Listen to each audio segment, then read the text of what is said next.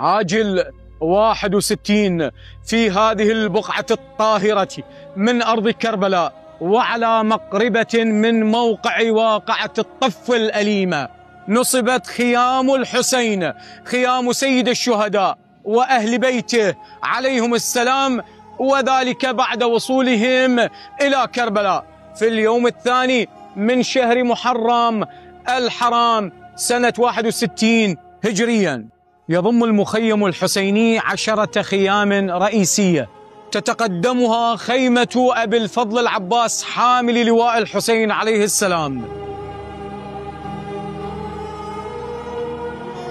وتليها الخيمة الكبرى وهي خيمة أبي عبد الله الحسين، وبجوار هذه الخيمة خيمة ولده علي الأكبر شبيه رسول الله.